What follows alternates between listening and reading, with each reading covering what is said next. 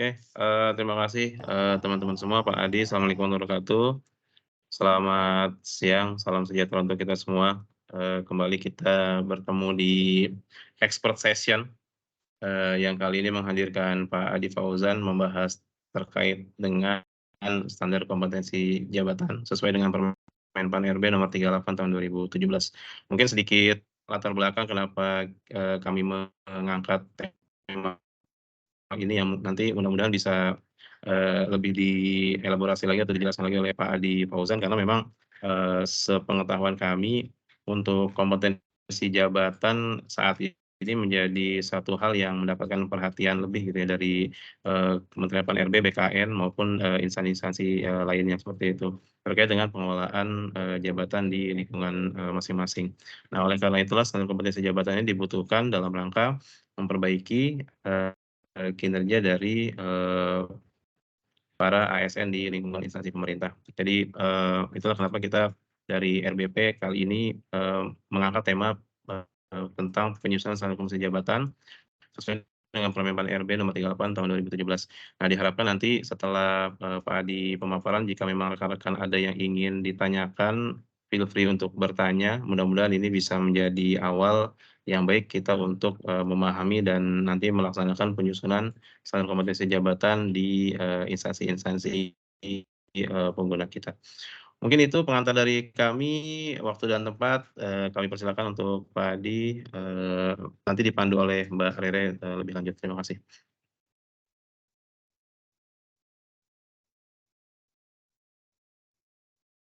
Oke, baik. Terima kasih, Mas Lutfi. Langsung saja kita memasuki acara hari ini.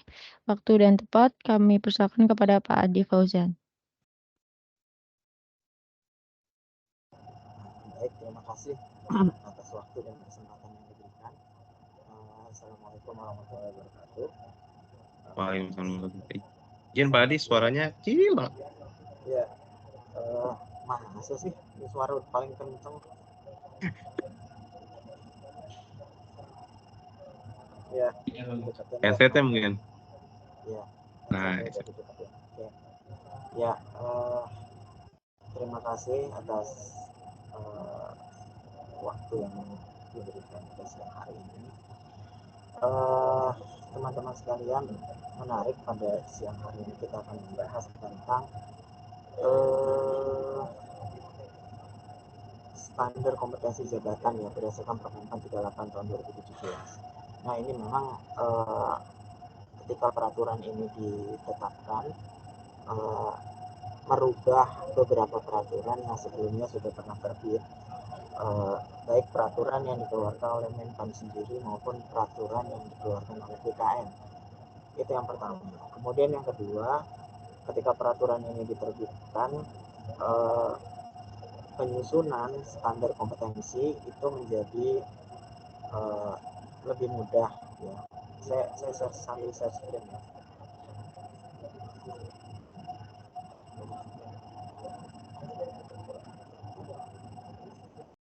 Udah muncul ya share saya ya? Sudah, Pak.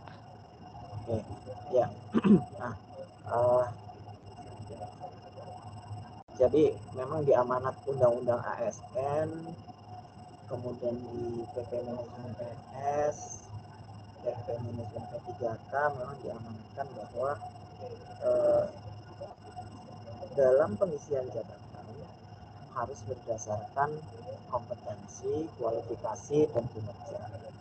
Nah, kompetensi yang dimaksud itu terdiri atas kompetensi manajerial, kompetensi sosiokultural, dan kompetensi teknis. Untuk menanggapi hal tersebut, maka Menpan mengeluarkan peraturan Menpan RB nomor 38 tahun 2017 tentang standar kompetensi jabatan yang di dalamnya pun meliputi kompetensi manajerial, kompetensi sosiokultural, dan kompetensi teknis. Nah, kompetensi manajerial itu distandarkan melalui peraturan ini. Demikian juga kompetensi sosiokultural itu pun distandarkan melalui peraturan ini. Yang tidak distandarkan melalui peraturan ini adalah kompetensi teknis. Kenapa kompetensi teknis tidak distandarkan melalui peraturan ini? Karena kompetensi teknis itu menjadi kewenangan dari masing-masing instansi pembina jabatan.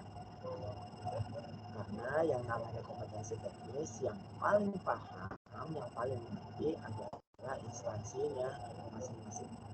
Bagaimana proses penyusunan kompetensi teknis? Nanti kita akan diskusikan bersama. Oke, kita lanjut dulu ya. Kita mulai dari sistem merit ASN.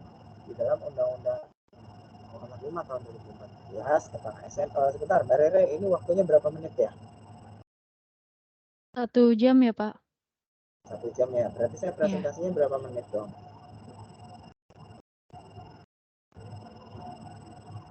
Itu 30 menit. Oh, 30 menit ya. Wah, Iya, nanti sisanya kita tanya jawab. Oke, berarti ini saya skip ya. Kita langsung ke teknis aja. Ini yang saya sampaikan tadi ya, ada di pasal 68 ayat 1 dan ayat 2 gitu ya, bahwa pengangkatan dalam jabatan ditentukan berdasarkan perbandingan objektif antara kompetensi, kualifikasi, dan persyaratan yang dibutuhkan. Jadi di pasal 69-nya bahkan untuk pengembangan pun harus ada kualifikasi, kompetensi, pemilihan kerja, dan organisasi. Pak Adi, izin screen-nya belum update deh. Pindah halaman. Ini udah. Masih halaman pertama dia kita. Masa sih? PowerPoint-nya. Ini udah saya pindah.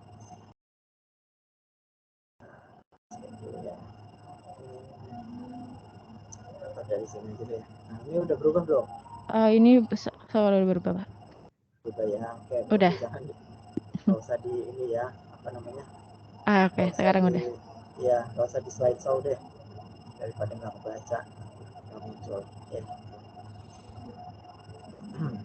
Ini kita lewat aja.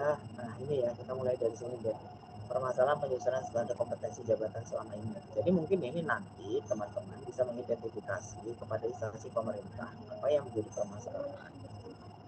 Kenapa sampai instansi pemerintah belum ada standar kompetensi jabatan, gitu ya. Atau nanti teman-teman bisa mengajukan penawaran, gitu ya, proposal yang dilatar belakangi permasalahan ini. Ya, kenapa di instansi pemerintah belum ada standar kompetensi jabatan? Yang pertama adalah tidak ada mekanisme standarisasi. Instansi menyusun dan menetapkan standar kompetensi jabatan masing-masing, sehingga satu jabatan kompetensinya berbeda karena tidak ada validasi dan mekanisme standarisasi. Yang seharusnya untuk jabatan yang sama itu seharusnya kompetensinya sama, ya, tidak boleh berbeda. Kemudian biaya penyusunan SKJ sangat besar. Ya, secara nasional anggaran penyusunan standar kompetensi sangat besar sekali karena masing-masing instansi menyusun sendiri, padahal banyak sekali jabatan sama di antara instansi. Ya, jadi seharusnya ketika satu instansi pemerintah sudah menyusun standar kompetensi jabatan untuk jabatan A, maka ketika jabatan A ada di instansi yang lainnya, itu seharusnya menggunakan standar kompetensi jabatan yang sama, ya, tidak membuat standar kompetensi yang baru lagi, gitu ya. Makanya salah satu tugas dari instansi pembina jabatan fungsional adalah menyusun standar kompetensi jabatan untuk jabatan fungsional tersebut, sehingga ketika nanti jabatan fungsional itu digunakan oleh instansi yang lainnya, ya, maka standar kompetensi jabatannya tinggal mengambil dari standar kompetensi jabatan yang disusun oleh instansi pembina. Kemudian kompetensi teknis diabaikan. Sebagian besar instansi yang fokus menyusun kompetensi manajerial, sedangkan kompetensi teknis diabaikan. Ya. Karena biasanya kompetensi ini hanya dibutuhkan pada saat untuk mengisi jabatan struktural. Ya. Jadi kalau ada jabatan struktural yang kosong, gitu ya, kemudian ada jabatan fungsional di jenjang yang lebih tinggi yang kosong juga. Nah itu biasanya lebih fokusnya kepada standar kompetensi manajerialnya. Ya, nanti kita akan lihat apa itu kompetensi manajerial, isinya apa saja, dan apa itu kompetensi teknis. Ya. Kenapa lebih fokusnya ke kompetensi manajerial, dan kompetensi teknisnya dia. Kemudian kompetensi sosial-kultural belum ada, ya. Jadi kompetensi sosiokultural ini memang belum ada, gitu ya. Kompetensi sosiokultural baru ada pasca diberlakukannya Undang-Undang ASN. Ya, jadi ketika Undang-Undang ASN nomor 5 tahun 2014 ditetapkan, barulah kita berbicara soal kompetensi sosiokultural. Sebelum itu kita hanya berbicaranya kompetensi manajerial dan kompetensi teknis, atau hard competence dan soft competence. Ya, kalau hard competence itu kompetensi teknis, soft competence itu kompetensi manajerial. Kemudian kompetensi belum sebagai acuan. Ya, jadi kompetensi yang ada belum dibedakan level penguasaan kompetensinya antar jenjang jabatan, sehingga belum dapat dijadikan acuan penyusunan kurikulum diklat, uji kompetensi, berkompetensi apa yang diperlukan dikembangkan oleh dunia pendidikan selaku penyedia SDM. Artinya gini teman-teman sekalian, jadi sebelumnya ya ketika ada pengisian jabatan ya itu kompetensi belum terlalu diperhatikan gitu ya. Jadi kalau ada pengisian jabatan ya sudah gitu kan, pegawai punya pengalaman di mana, sekarang golongan ruangnya berapa, kualifikasi pendidikannya apa, bisa nggak menduduki jabatan tertentu.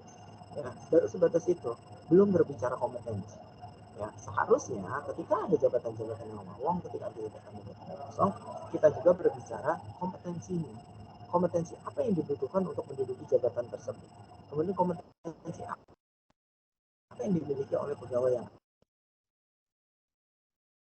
dilakukan oleh jabatan. Ya, ketika match, barulah pegawai yang bersangkutan bisa menduduki jabatan tersebut. Ya. Nah, sebelumnya, ketika kita berbicara pengisian jabatan, baru berbicara pada tadi kualifikasi pendidikan, kita baru berbicara pengalaman, kita baru berbicara golongan ruang, gitu ya, belum berbicara soal kompetensi. Nah, kemudian di sini di PP Manajemen PNS juga disebutkan ya. Jadi untuk pengisian jabatan-jabatan baik jabatan struktural, administrator, jabatan pengawas maupun jabatan pelaksana ya, itu harus meliputi kompetensi teknis, manajerial dan sosiokultural. Kompetensi sosiokultural itu diukur dari pengalaman kerja berkaitan dengan masyarakat majemuk dan agama, suku dan budaya gitu ya. Karena memang salah satu peran dari ASN ya, itu atau PNS itu adalah mempererat persatuan dan kesatuan. Sedangkan untuk kompetensi teknis itu diukur dari tingkat dan spesialisasi pendidikan, pelatihan teknis fungsional dan pengalaman bekerja secara teknis. Ya. Jadi kalau kompetensi teknis baru tuh kita berbicaranya hal-hal teknis yang dibutuhkan untuk melaksanakan tugas. Sedangkan untuk kompetensi manajerial ini diukur dari tingkat pendidikan, pelatihan struktural atau manajemen dan pengalaman memimpin ya. Jadi kalau manajerial itu lebih kepada bisakah seorang pegawai gitu memimpin dalam satu tim, bisakah seorang pegawai bisa bekerja dalam tim, bisakah seorang pegawai berkomunikasi secara baik gitu ya dengan koleganya, itu kompetensi manajerial. Nah, ketentuan lebih lanjutnya tadi ya diatur dalam peraturan menteri. Peraturan yang dimaksud adalah yang kita bahas saat ini, peraturan menteri PAN RB nomor 38 tahun 2017. Nah, selanjutnya sebentar.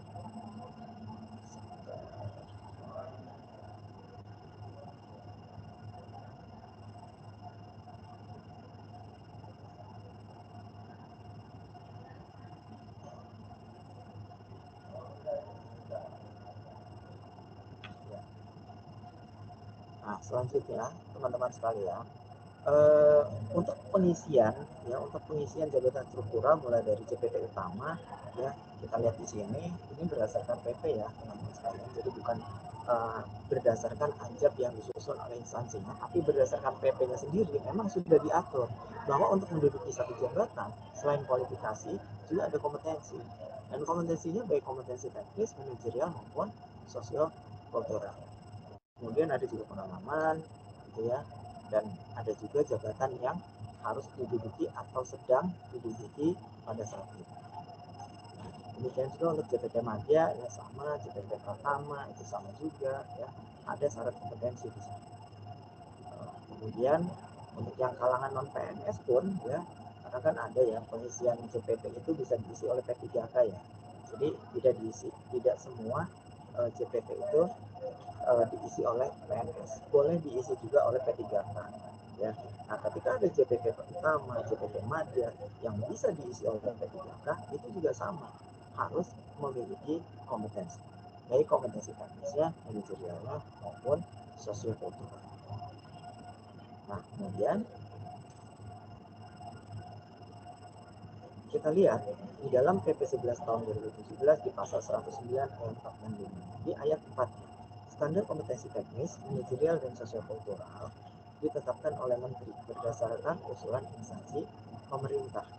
Ya, jadi nanti teman-teman sekalian, sebelum instansi pemerintah menetapkan standar kompetensi jabatan untuk masing-masing jabatan yang ada di instansinya, itu harus diusulkan dulu ke Menpan.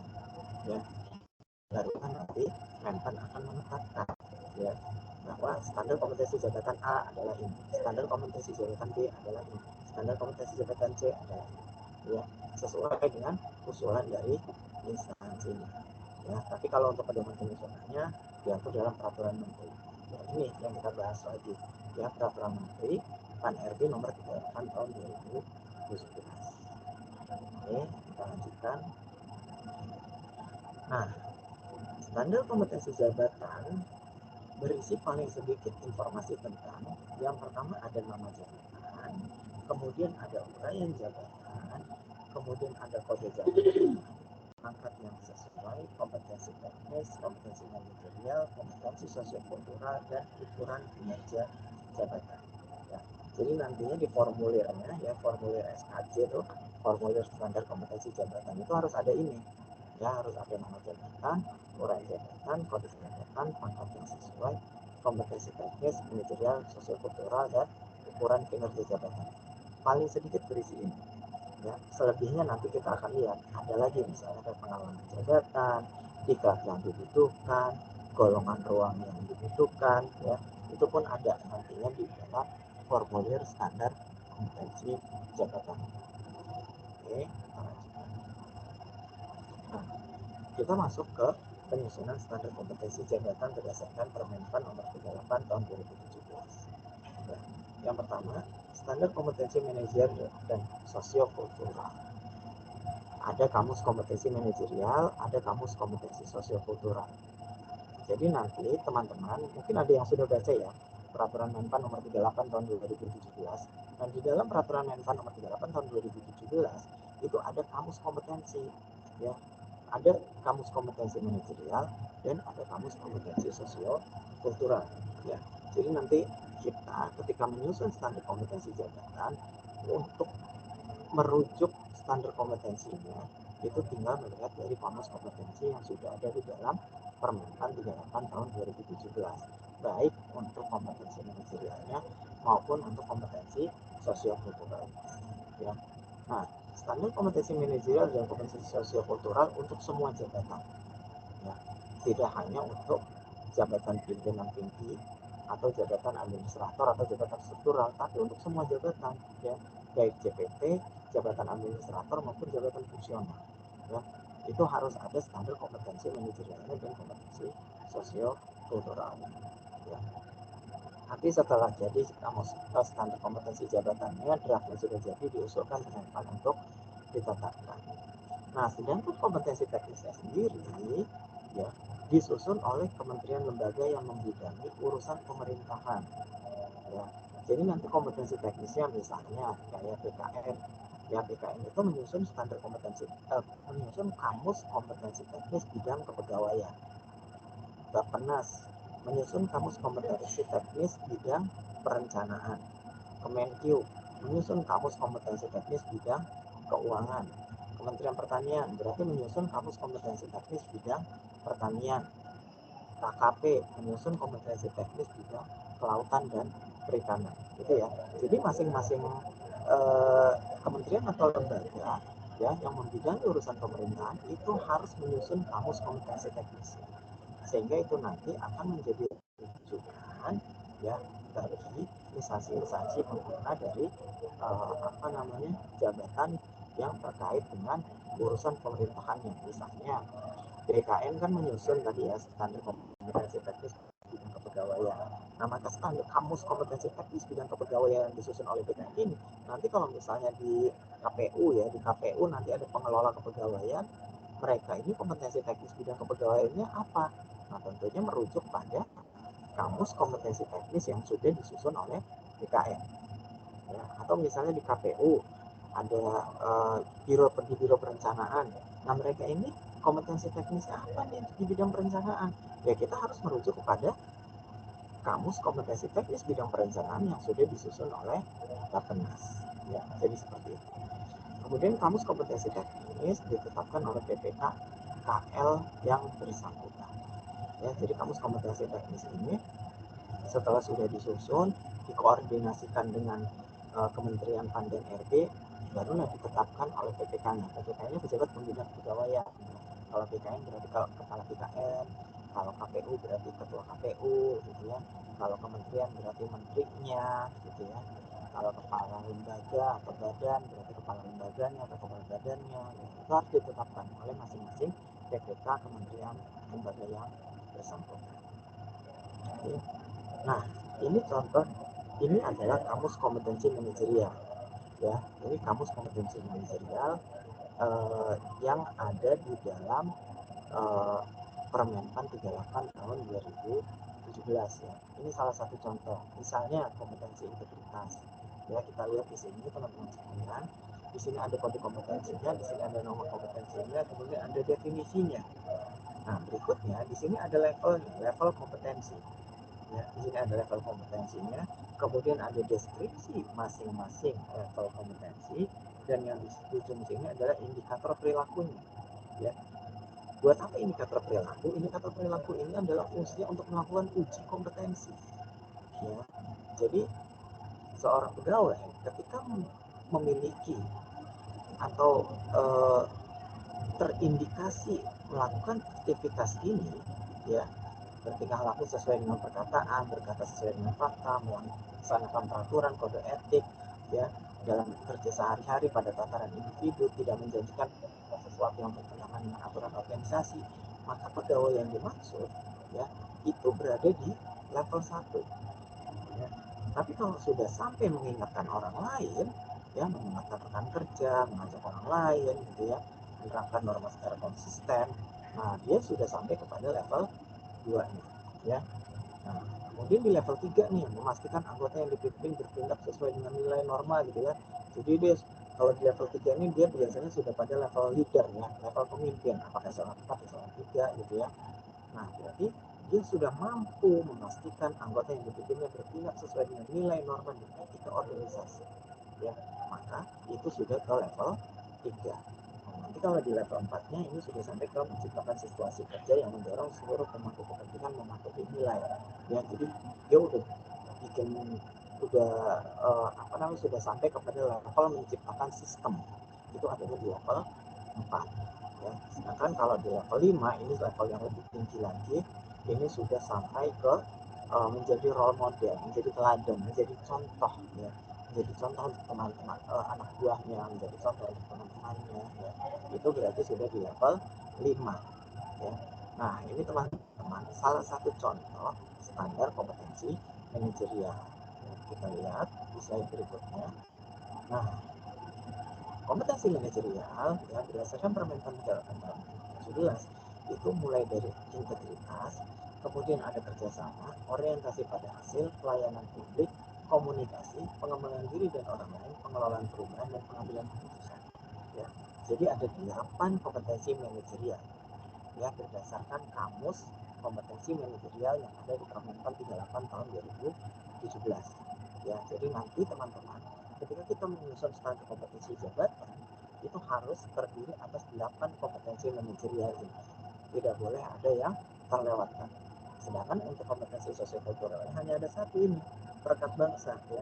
Karena seperti yang saya sampaikan sebelumnya, gitu ya, bahwa kompetensi sosiokultural itu dalam rangka, ya, memfasilitasi tugas dari seorang ASN, yaitu perekat persatuan dan kesatuan. Sehingga kompetensi sosiokulturalnya adalah perekat bangsa. Ya. Nah, standar kompetensi jabatan. Yang pertama, standar kompetensi jabatan untuk seluruh jabatan di lingkungan instansi KF, Pemda provinsi, Pemda kabupaten kota. Ya. Jadi semua instansi pemerintah itu sebetulnya wajib menyusun standar kompetensi jabatan. Ya. Baik instansi pusat, instansi daerah, ya, semuanya wajib menyusun standar kompetensi jabatan. Ya, akhirnya standar kompetensi ini untuk masing-masing jabatan ya, sama kayak kita nyusun anjab ya. Kita kan nyusun anjab kan untuk masing-masing jabatan. Standar kompetensi pun gitu. Kita menyusunnya untuk masing-masing jabatan. Kemudian disusun oleh instansi masing-masing berdasarkan meramu dari standar kompetensi sosial, manajerial dan sosiokultural yang telah ditetapkan oleh Menpan ya tadi ya.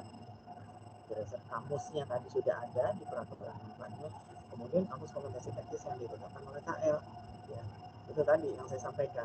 Jadi kalau kita mau menyusun standar kompetensi untuk biro kepegawaian, berarti kita harus cari dulu tuh standar kompetensi, kamus kompetensi bidang kepegawaian, kamus kompetensi teknis bidang kepegawaian yang disusun oleh kita.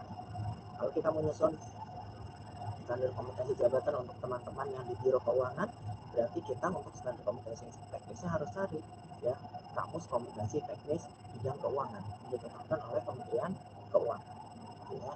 Nah kemudian setelah jadi standar kompetensi jabatannya untuk setiap jabatan yang ada di kementerian dan lembaga baru ditetapkan oleh disahkan oleh Menpan RB untuk diberikan kode jabatan.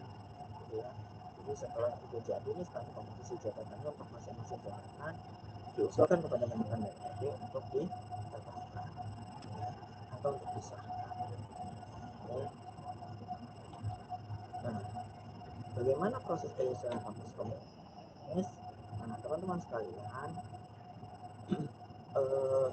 di dalam peraturan Menpan RB nomor 38 tahun 2017 ya, setiap kompetensi itu terbagi atas 5 level. Jadi setiap kompetensi itu terbagi 5 level, baik kompetensi manajerial, kompetensi sosiokultural maupun kompetensi teknis. Itu semuanya terbagi atas 5 level.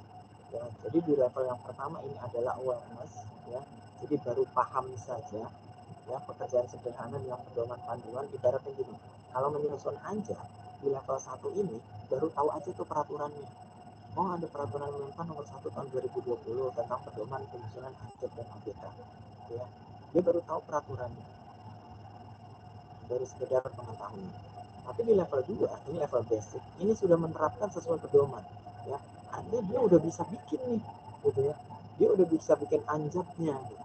Dia bukan cuma sekedar tahu kalau ada peraturan tentang penyusunan anjab dan ABK, tapi dia juga sudah bisa bikin. Itu adanya di level 2, ya, level basic 2. Kemudian di level 3 intermediate ini menerapkan dengan analisis, ya. Jadi dia bisa ngajarin orang tuh gini loh cara menyusun anjab, ya. Ini loh prosesnya penyusunan anjab. Ada 17 butir informasi jabatan, masing-masing penyusunannya ABCDE. Nah, itu adanya di level 3 intermediate. Kemudian di level 4 advance, ini mengevaluasi suatu proses pekerjaan, mengembangkan teknik metode kerja, memberi arahan atau tanpa pandu. Ya. Jadi kalau di level 4 ini udah bukan cuma ngajarin doang gitu ya, tapi dia juga bisa mengevaluasi. Oh ini nyusun anjabnya salah nih, yang benar seperti ini. Oh ini proses penyusunan anjabnya salah nih gitu ya. Seharusnya ada tahapan-tahapan yang harus dilewati gitu ya. Kenapa langsung lompat misalnya? Nah itu adanya di level 4. Kemudian di level yang paling tinggi ini level expert ya, ini mengkreasikan pengembangan konsep teori kebijakan ya. Nah biasanya kalau di level 5 ini udah bikin pedomannya tuh ya, udah bikin pedoman penyusunan anjab untuk instansi pemerintah. Nah, itu adanya di level 5 ya. Jadi di level 5 ini udah level ke penyusunan kebijakan, penyusunan konsep, penyusunan pengembangan teori ya. Itu adanya di level 5 ya. Nah makanya kalau teman-teman lihat di peraturan Menpan nomor 38 tahun 2017 ya, kita lihat kamus kompetensi misalnya untuk kompetensi manajerial, lihat tuh ada level 1, 2, 3, 4, 5. Kita lihat perbedaannya di mana ya. Nah perbedaannya itu tidak kurang lebih seperti ini. Nah jadi ada tingkat penguasaan kompetensi dari level 1 ke level 5 ya, dari level awareness, kemudian level basic, level intermediate, level advanced sampai ke level expert ya. Nah kemudian itu kan kamus kompetensi teknis ya. Jadi sebelum kita menyusun standar kompetensi jabatannya, tentunya kita nyusun dulu nih kamus kompetensinya ya. Kalau misalnya teman-teman diminta oleh instansi pemerintah, misalnya KPU gitu ya, berarti harus ada kamus kompetensi teknis bidang kepemiluan Nah, itu harus sudah disusun tuh teman-teman. Ya. Barulah bisa menyusun standar kompetensi teknis untuk jabatan-jabatan yang ada di KPU. Ya. Mungkin untuk kepegawaian itu bisa cari ke BKN, untuk keuangan bisa cari Kementerian Keuangan, untuk perencanaannya bisa dicari di Bappenas gitu ya. Tapi untuk kepemilihan umum, ya keterkaitan dengan pengelolaan pelaksanaan pemilihan umum itu kan tidak ada kita cari di manapun, maka harus nyusun kamus kompetensinya. Ya. Nah, proses penyusunan kamus kompetensi yang pertama adalah kamus kompetensi teknis KL disampaikan ke Menpan RB. Ya, jadi disusun dulu tuh apa aja kompetensi teknis yang dibutuhkan ya untuk pegawai-pegawai yang melaksanakan pengelolaan kepemiluan. Ya, apa saja tuh kompetensinya. Setelah jadi dibuatlah kamusnya. Setelah kamusnya jadi disampaikan ke Menpan RB. Ya. Nah, Menpan RB nanti akan melakukan pembahasan dengan instansi yang berkaitan untuk verifikasi dan validasi. Benar nggak nih kamus kompetensi yang disusunnya? Menpan RB kemudian memberikan rekomendasi apabila kamu sudah memenuhi kriteria kelayakan. Barulah Menpan memberikan rekomendasi, oke sudah layak kamusnya, ya. Nah, setelah itu baru dari instansinya menetapkan kamus kompetensi tersebut dan mempublikasikan. Untuk apa? Untuk digunakan oleh instansi yang lainnya, gitu ya. Jadi kayak BKN kemarin kita sudah menetapkan kamus kompetensi teknis bidang kepegawaian, itu kita harus publikasikan. Ya, jadi semua instansi pemerintah baik pusat dan daerah ketika di sana ada pengelolaan kepegawaian, maka kompetensi teknis yang dibutuhkannya tentunya merujuk pada kamus kompetensi teknis bidang kepegawaian yang sudah ditetapkan oleh BKN. Ya. Nah, kemudian selanjutnya yang dilakukan oleh instansi pemerintah adalah Kementerian Lembaga, Pemda, Provinsi, Kabupaten Kota menyusun standar kompetensi dan persyaratan jabatan di dalam lingkup organisasi yang bersangkutan, ya, dengan mengacu atau meramu pada kompetensi manajerial, sosiokultural, dan kompetensi teknis sesuai jenjang jenis jabatan masing-masing. Ya, jadi tadi yang seperti saya sampaikan dari awal gitu ya. Jadi setelah kompetensi manajerial udah oke ada di Permenpan 38 2017, kemudian sosiokulturalnya juga sudah ada di Permenpan 38 2017, kompetensi teknisnya juga sudah ada, ya sudah ditetapkan tadi. Selanjutnya adalah diramu. Ya, misalnya untuk jabatan eselon 4, kompetensi manajerialnya yang level berapa nih? Eselon kompetensi sosiokulturalnya level berapa nih? Kompetensi teknisnya apa saja nih, gitu ya. Nah, itu tinggal diramu sehingga akan menjadi standar kompetensi jabatan. Kemudian hasil penyusunan standar kompetensi dan persyaratan jabatan dari instansi disampaikan oleh Menpan untuk ditetapkan dan diberikan kode jabatan. Ya, jadi tadi juga sudah saya sampaikan, ya, jadi setelah SKJ-nya jadi, rancangan SKJ-nya jadi, disampaikan ke Menpan lagi untuk ditetapkan. Nah, untuk jabatan yang telah ditetapkan standar kompetensi dan persyaratan jabatannya oleh Menpan ini, maka instansi tidak perlu menyusun lagi, gitu ya. Nah, misalnya tadi ya, misalnya Kasubag TU gitu ya, Kasubag TU misalnya, itu sudah distandarkan oleh Menpan standar kompetensi jabatannya. Ya, di dalamnya ada kompetensi manajerial, sosiokultural, dan teknis sudah ditetapkan oleh Menpan. Maka instansi yang lain itu nggak perlu lagi nyusun, cukup ambil aja tuh. Oh, berarti kalau masih ada Kasubag TU, standar kompetensi jabatannya ini. Gitu. Jadi nggak perlu menyusun ulang. Kemudian dalam proses penetapan standar kompetensi Menpan RB melakukan pembahasan dengan organisasi terkait, asosiasi profesi, ahli yang relevan gitu ya. Jadi sebelum ditetapkan standar kompetensi, Menpan itu wajib melakukan pembahasan dengan stakeholder. Ya. Kemudian yang terakhir ini perlu disiapkan sistem aplikasi sistem informasi standar kompetensi jabatan. Jadi ini memang jadi PR Menpan dan BKN ya untuk menyusun aplikasi ya, yang di dalamnya terkait dengan pengelolaan standar kompetensi jabatan. Nah, ini adalah contoh kamus kompetensi teknis, ya teman-teman. Jadi misalnya kompetensinya apa? Analisis jabatan. Definisinya ini ya kemampuan untuk mengumpulkan, mengolah, mengkategorikan, analisis dan merumuskan dan menyajikan informasi jabatan serta pemanfaatannya untuk berbagai kepentingan pegawaian, kelembagaan, ketentuan serta pengawasan. Ini definisi dari kompetensi analisis jabatan. Kemudian di level pertama, ya, memahami teknik dan metode analisis jabatan dan penggunaan. Ini yang saya sampaikan. Ya. Jadi untuk level pertama, ya, itu hanya pada level pemahaman. Dia cuma tahu doang tuh, paham tuh teknik dan metode untuk menyusun anjab gitu ya. Tapi belum sampai ke menyusunnya. Di level 2 baru mampu melakukan analisis jabatan. Ya, jadi di level 2-nya baru tuh bisa nyusun anjabnya. Kita lihat di level 3-nya itu sudah mendesain dan penyelenggaraan analisis jabatan untuk berbagai kepentingan. Ya. Jadi kalau di level 3-nya ini sudah sampai pada analisis ya. Jadi bukan sekedar menyusun tapi juga menganalisis. Oh ini anjabnya benar, oh ini anjabnya salah, ini anjabnya kurang. Kita adanya di level 3. Kemudian hasil anjab untuk kepentingan keberadaan kelembagaan tata laksana dan pengawasan. Jadi bukan cuma bisa nyusun dulu, anjabnya udah jadi nih ya.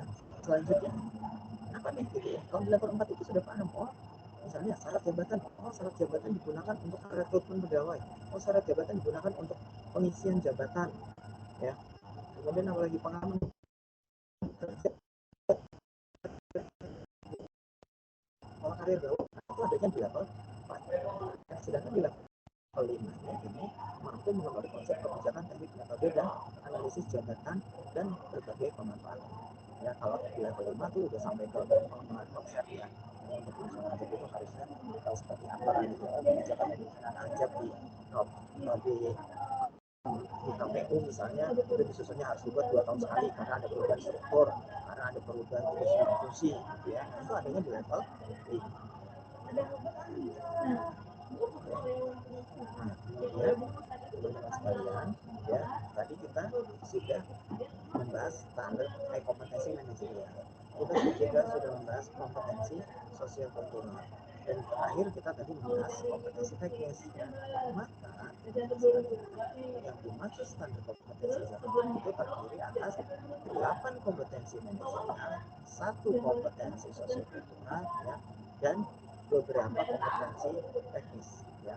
Biasanya maksimalnya 15 ya.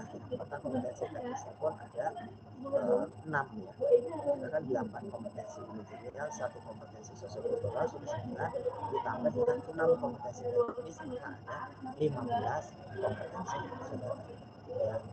Nah, selain kompetensi, ya sekalian standar kompetensi juga nanti ada penjelasan tentang kualifikasi pendidikan.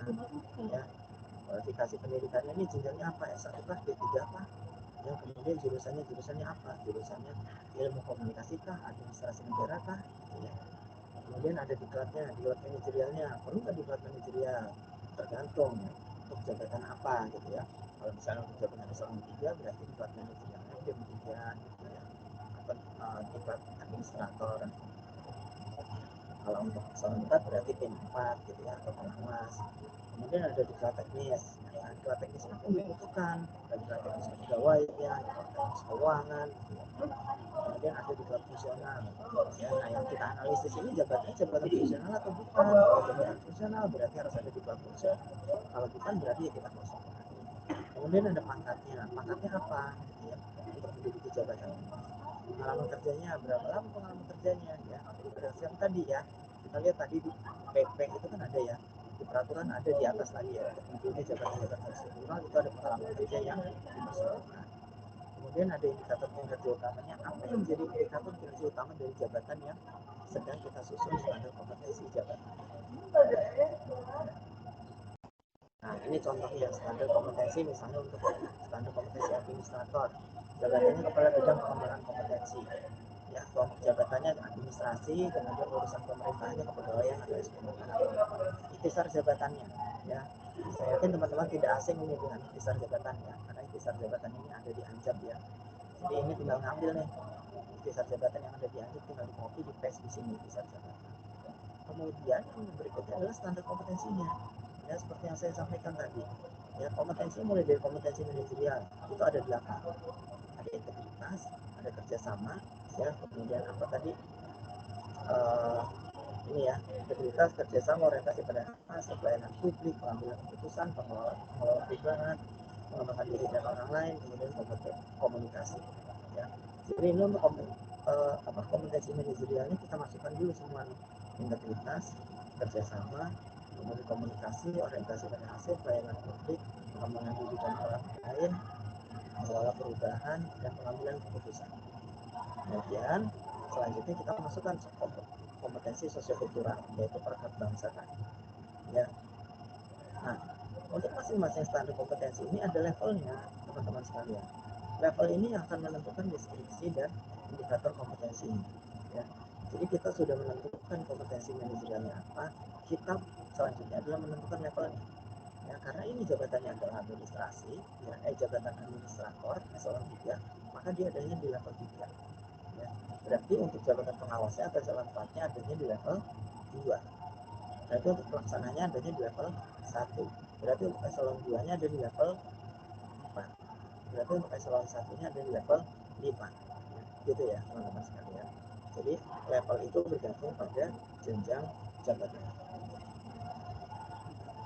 Itu udah kompetensi manajerialnya, kemudian kompetensi sosial-kulturalnya juga sudah, ya. Ini sama levelnya 3 juga. Nah, barulah kita memasukkan kompetensi teknisnya, ya, disesuaikan dengan kamus kompetensi teknis tadi, baik yang dibuat oleh instansi itu sendiri maupun yang dibuat oleh instansi yang lainnya sebagai pembina dari jabatan, ya. Nah, ini kompetensi teknisnya sudah dimasukkan. Ada yang juga kompetensi teknis. Selanjutnya adalah menyusun ini persyaratan jabatan, yang mulai dari pendidikannya, jenjangnya apa, jurusannya apa, ya, pemilihannya apa, kemudian pelatihan manajerialnya apa, ya, pelatihan teknisnya apa. Karena ini yang kita susun untuk jabatan struktural, maka fungsionalnya kosong. Pengalaman kerjanya apa, ya, ini kan dua jabatan pengawas bidang kepegawaian, ya, ini pengalaman kerjanya. Kemudian pangkatnya pangkat apa, pembina, ya, kan ini pangkat, ya. Kemudian indikator kinerja jabatannya apa, ya, kualitas konsep untuk perubahan kebijakan pengembangan kompetensi, itu menjadi indikator jabatan. Oke. Kemudian, nah ini pola distribusi, ya, required kompetensi level. Ya, jadi kalau misalnya kita mau menyusun JPT pimpinan jabatan pimpinan tinggi, ya, untuk yang utama media, ya, itu ada di levelnya 5 atau 4. Tapi untuk yang pertama itu 5, 4, 3. Ya. Artinya gini teman-teman sekalian, kalau kita sudah menentukan untuk JPT medianya 5, ya, maka pertamanya adalah 4. Ya. Kalau kita sudah menentukan medianya adalah 4 levelnya, maka pertamanya adalah 3. Ya. Jadi semakin ke bawah itu levelnya semakin rendah juga. Ya. Kemudian untuk di jabatan administrasinya adanya di sini, ya. Jabatan administrator ini levelnya 4 atau 3. Ya, berarti tergantung jabatan JPT pertamanya. Kalau JPT pertamanya di level 4, maka administratornya di level 3. Ya. Kemudian pengawasnya di level 2, pelaksananya di level 1.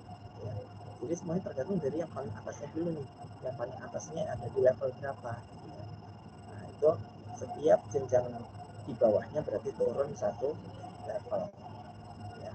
Nah, demikian juga untuk jabatan fungsional. Jabatan fungsional, untuk jabatan fungsional pendidikan utamanya ada di level 5 atau 4. Medianya sama 5 atau 4. Mudanya 4 atau 3. Pertamanya 3, 2, atau 1. Ya, untuk yang terampil lebih ketat lagi levelnya, ya. Jadi untuk yang penyediaannya ini di level 4 atau 3, kemudian mahir di level 4 atau 3, juga terampilnya 3+1, pemulanya di level 2 atau 1. Ya. Jadi ini harus diingat nih teman-teman sekalian, ya. Jadi kalau kita mau menyusun standar kompetensi jabatan, kita lihat dulu jabatannya apa.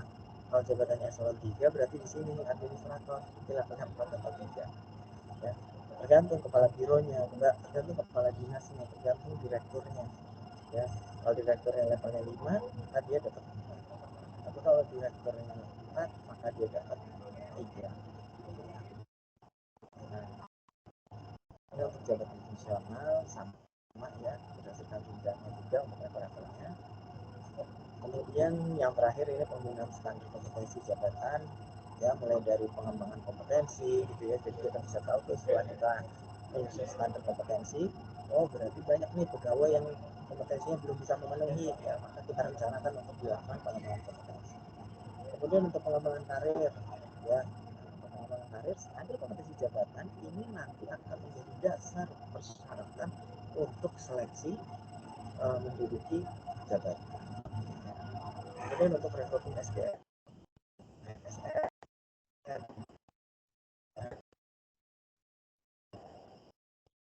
seleksi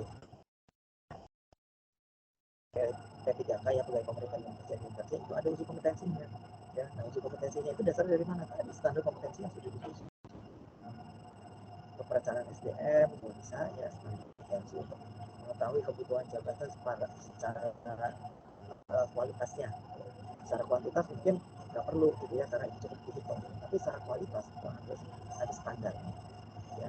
Proyeksi kebutuhan, kemudian SDM, proyeksi persediaan, penyerahan, ya. Kemudian ada penempatan ASN juga sama, ya.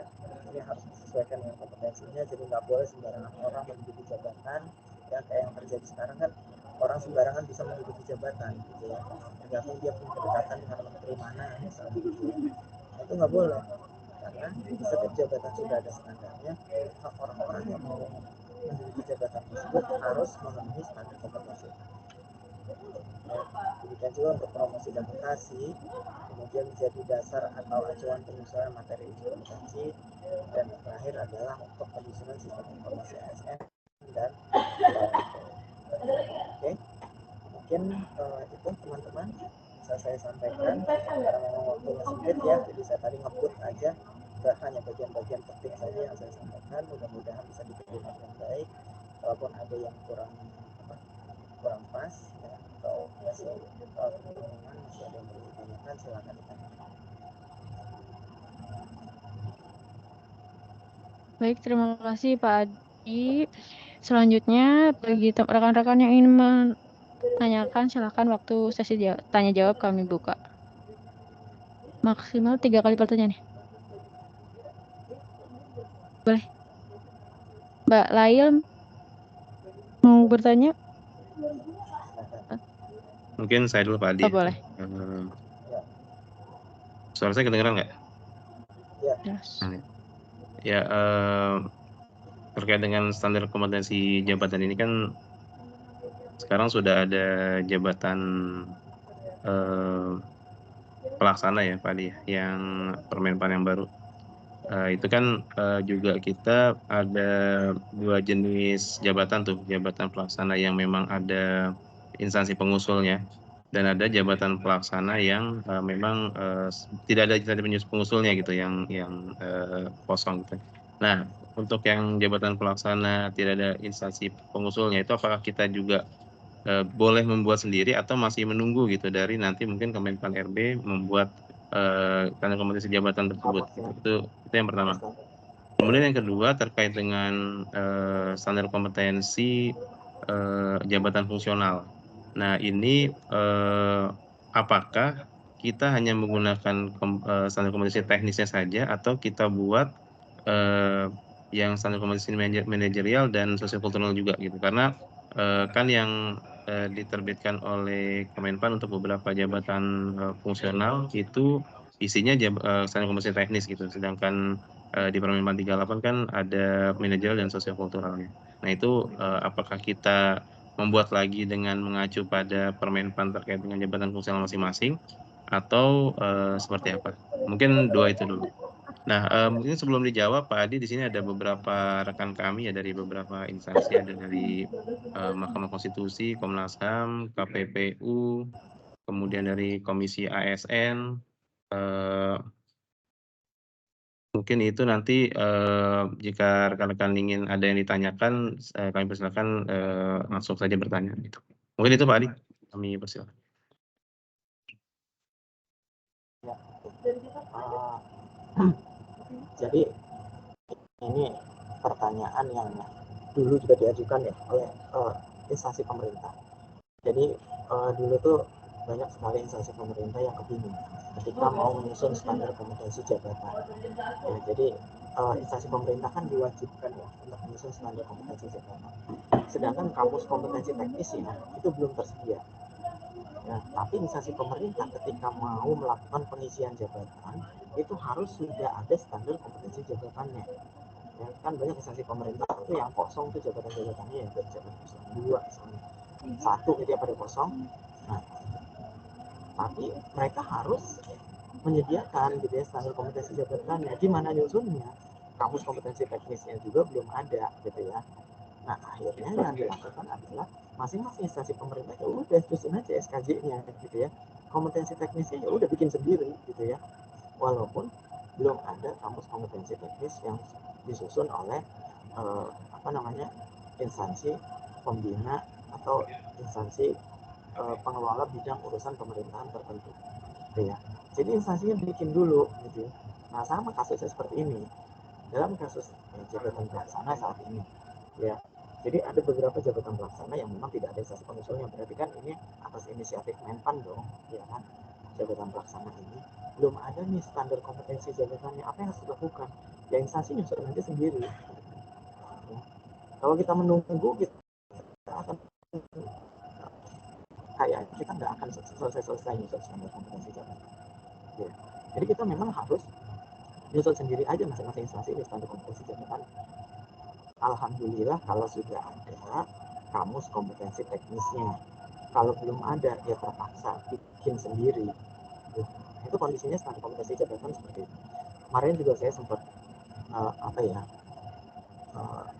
ketika mau menyusun standar kompetensi jabatan untuk satu pemerintah daerah tertentu, ya itu memang akhirnya saya cari tuh gitu ya. Saya cari kamus kompetensi teknisnya ke semua KL. Saya minta satu-satu tuh gitu ya. Nah itu ada yang memang sudah ada yang belum ya. Yang sudah ada enak tinggal comot gitu istilahnya ya ketika kita menyusun standar kompetensi jabatan. Tapi kalau yang belum ya kita terpaksa nyusun sendiri kamus kompetensinya. Itu yang pertama.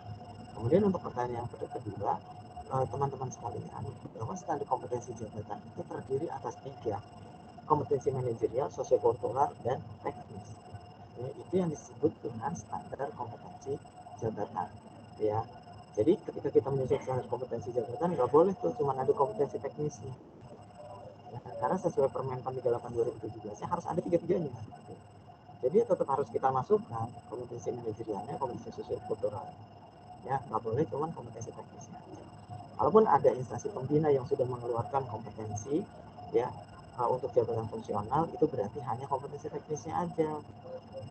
Ya, dan itu yang namanya SKJ untuk masing-masing instansi pemerintah ya meskipun itu jabatan fungsional tetap harus ditetapkan oleh PPK dari instansi pemerintahnya itu sendiri ya. Jadi kita nggak boleh tuh untuk jabatan fungsional udahlah nggak usah kita tetapkan, kalau udah ada dari instansi pembinaannya nggak bisa ya. Tetap kita harus susun standar kompetensi jabatannya untuk kita tetapkan di instansi kita. Jadi seperti itu.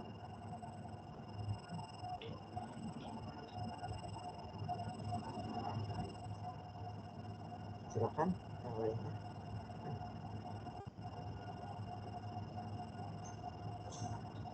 Baik, terima kasih Pak Adi. Selanjutnya, pertanyaan selanjutnya silakan.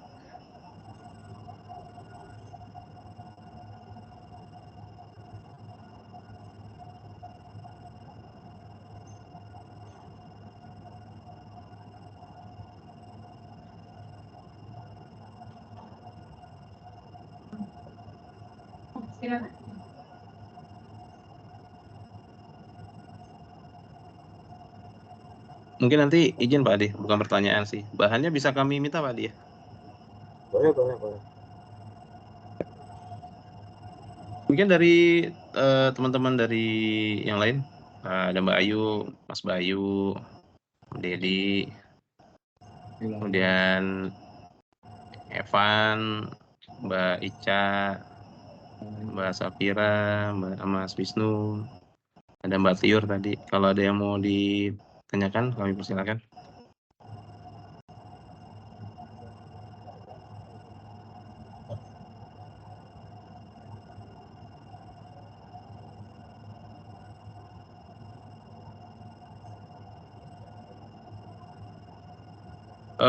Mungkin kalau nggak ada pertanyaan, kami tanya lagi Pak. Untuk bahan penyusunan standar kompetensi jabatan sendiri, itu apa yang perlu disiapkan?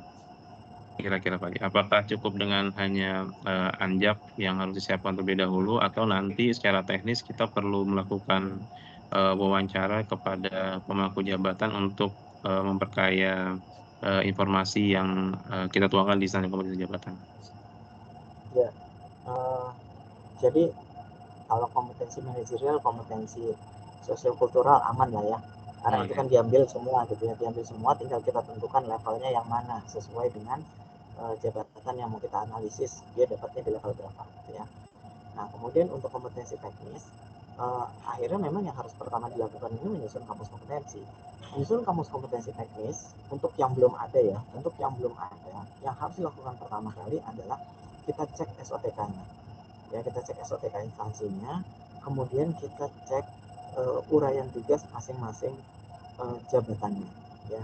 Karena kan yang namanya kamus kompetensi itu kan untuk bidang tertentu, bukan untuk jabatan tertentu gitu ya. Makanya ketika kita menyusun kamus kompetensi teknis itu kita bicaranya bidang, bukan bicara jabatan gitu ya. Karena nanti dari kamus kompetensi bidang itu nanti kita tinggal pilih mana yang sesuai dengan jabatan yang kita mau susun standar kompetensi jabatannya gitu ya. Jadi misalnya tadi yang saya sampaikan, misalnya untuk di KPU, oke, berarti menyusun kamus kompetensi teknis bidang kepemiluan, misalnya pengelolaan kepemiluan. Nah, apa saja tuh yang menjadi kompetensi teknisnya? Kita susun tuh sebanyak-banyaknya berdasarkan unit-unit yang ada di KPU, gitu ya. Berdasarkan unit-unit yang ada di KPU, berdasarkan tupoksi dari KPU apa saja. Kita masukkan semua kompetensi teknisnya yang dibutuhkan untuk pegawai pengelola kepemiluan.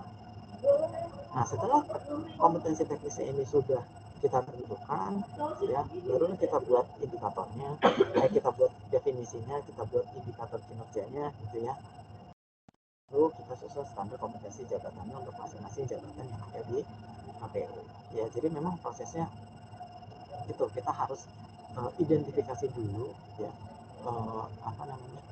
Kita harus identifikasi tupoksi dari instansinya, kita identifikasi uraian tugas masing-masing unit organisasi yang ada di dalam instansinya, ya, barulah kita bisa menyusun kompetensi teknis apa yang dibutuhkan di instansi tersebut. Ya, jadi seperti itu.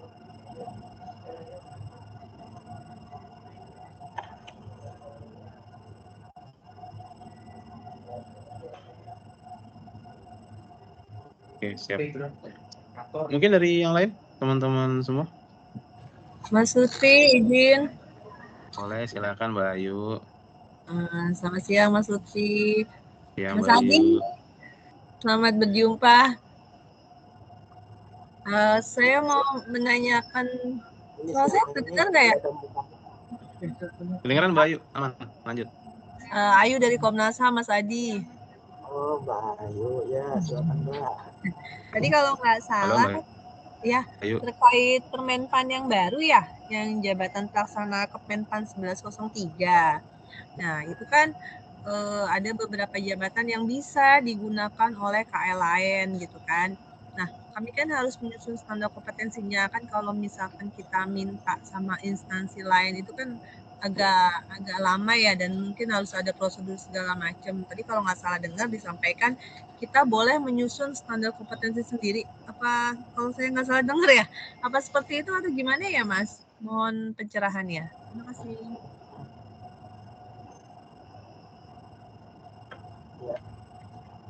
Ya, jadi Mbak Ayu, seperti yang saya sampaikan tadi, ketika belum ada standar kompetensi jabatan yang dibuat untuk jabatan tersebut oleh KL manapun, gitu ya, ya terpaksa kita buat, gitu ya. Kecuali memang dari KL yang lainnya sudah ada, gitu kan, baru kita tinggal mengadop, gitu ya, standar kompetensi jabatan yang sudah dibuat oleh KL yang lainnya itu, gitu kan. Kalau kita mau nunggu sih nggak apa-apa, gitu kan. Cuman kita kan nggak tahu nunggunya mau sampai kapan, kan gitu ya. Prinsipnya kan gitu ya. Sedangkan kita butuh nih jabatan itu untuk segera diisi. Dan untuk pengisian jabatan, kita kan butuh standar kompetensi jabatannya, gitu kan ya. Kalau kita nunggu itu kan berarti lama dong ya, jabatan tersebut nggak bisa keisi gitu, lama kosong gitu.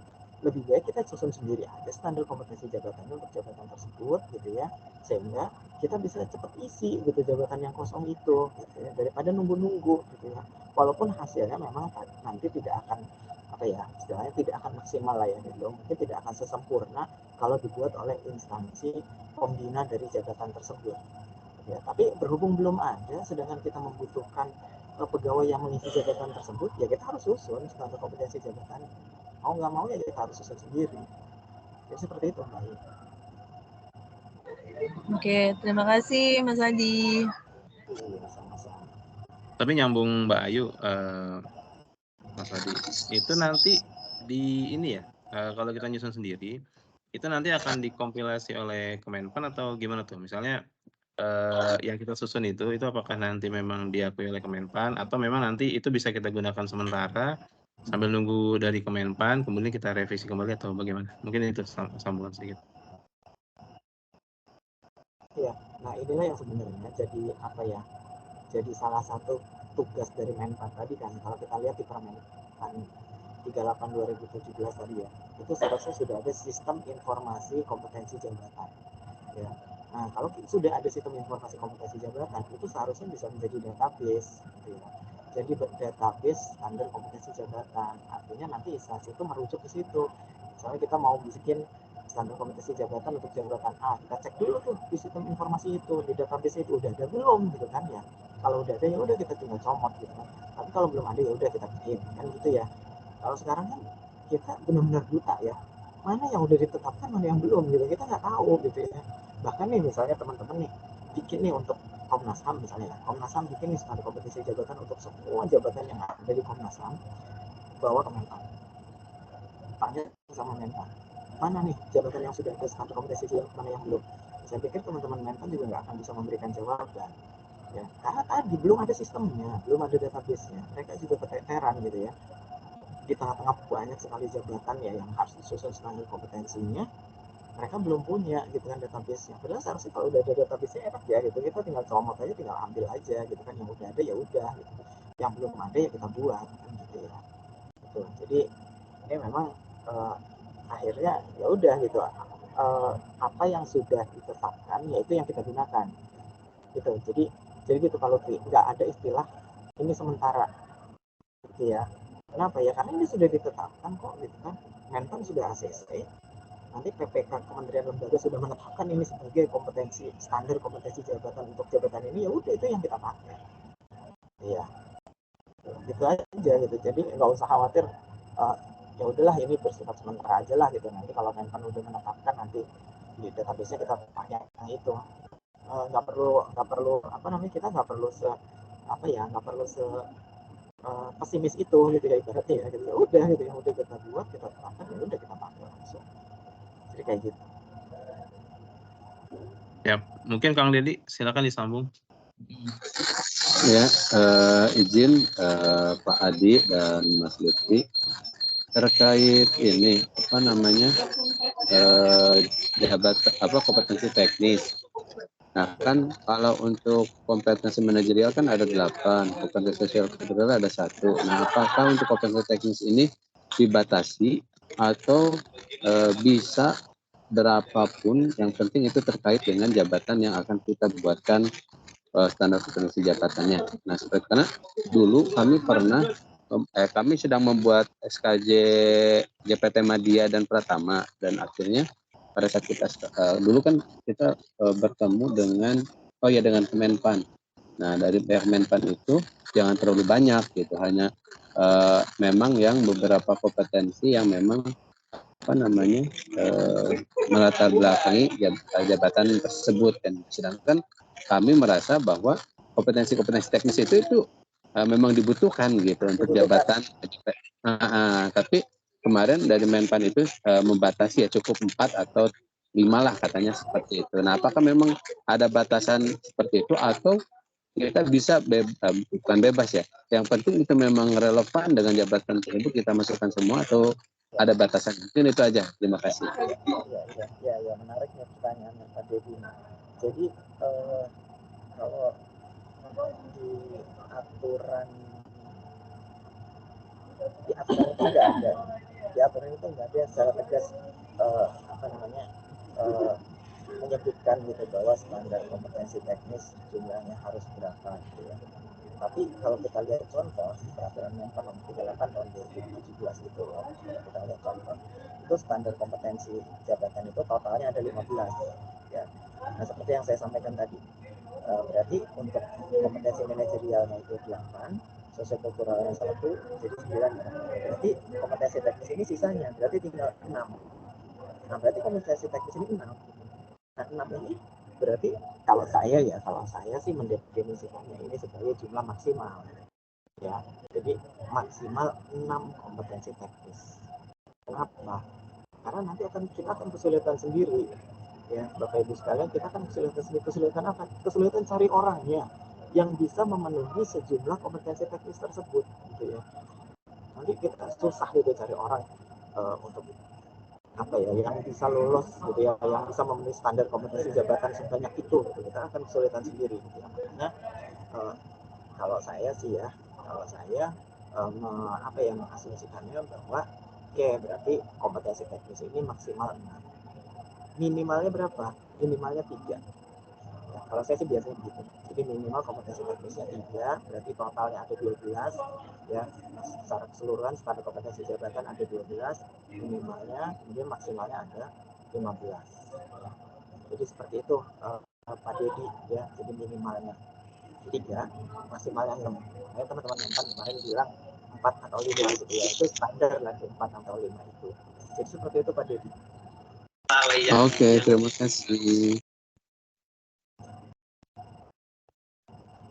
Silakan yang lain kalau masih ada yang ingin ditanyakan.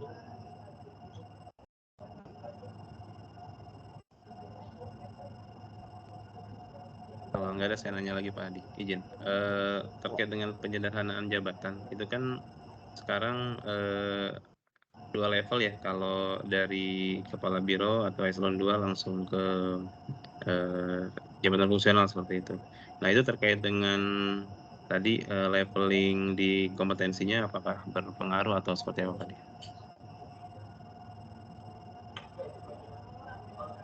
Maksudnya 2 level jabatan ini gimana contohnya? Iya, kalau yang sebelumnya kan sebelum penyederhanaan jabatan kan dari Eselon 2 ke Eselon 3 ke Eselon 4 ke pelaksana gitu kan. Nah, kalau sekarang kan dari level Eselon 2 itu bisa langsung ke jabatan fungsional gitu. Fungsional juga bisa langsung ke madya atau ke yang muda gitu. Nah, itu kan levelingnya kan agak ini ya, agak jomplang ya. Nah, itu gimana tuh menyikapinya? Ya, sebetulnya kan penyederhanaan birokrasi itu cuma merubah jabatan struktural ke fungsional gitu ya. Artinya kalau kita bicara level kompetensi itu tidak berubah. Ya, level kompetensinya tetap gitu ya. Hanya saja memang yang sebelumnya level kompetensi ini adanya di jabatan struktural berpindah ke jabatan fungsional gitu kan. Makanya tadi kalau kita lihat di slide yang tadi ya. Buka lagi ya slide-nya.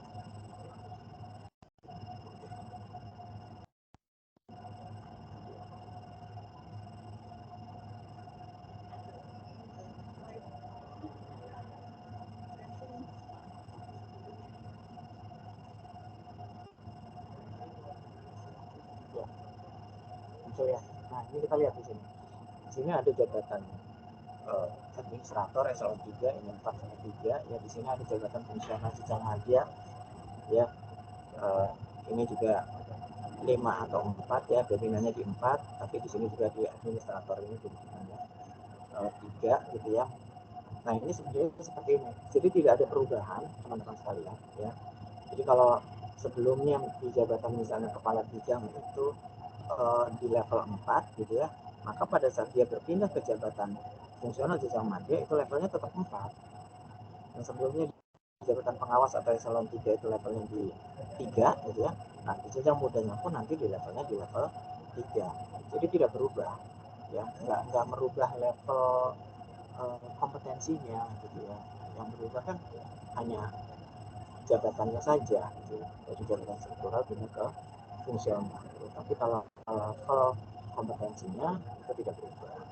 Jadi gitu.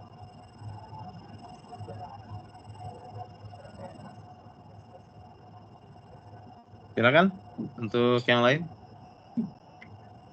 Teman-teman dari Reforma, ada yang perlu ditanyakan kembali lebih lanjut ke Pak Adi atau dari teman-teman instansi?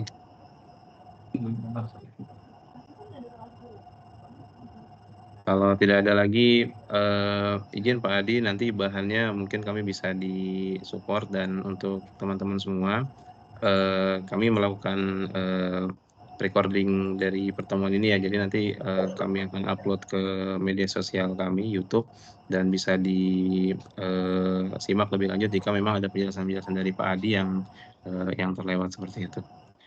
Mungkin kalau tidak ada pertanyaan lagi, kita bisa akhir ya Pak Adi ya. Terima kasih banyak Pak Adi Fauzan, Bapak Ibu sekalian, teman-teman dari Reforma dan teman-teman dari Mitra Reforma. Sampai jumpa. Kita tutup dengan hamdalah, alhamdulillahirobbilalamin. Sampai jumpa kembali pada sesi expert yang selanjutnya. Mudah-mudahan pekan depan atau bulan depan nanti akan kami informasikan lebih lanjut.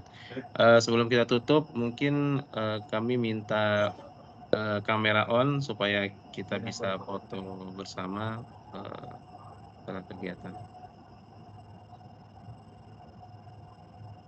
Mbak Rere mungkin bisa dibantu foto bersama ya. Oke, mati deh.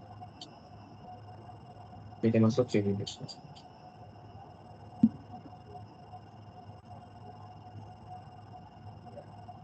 Mbak Lail raise hand, ada yang mau ditanyakan mungkin?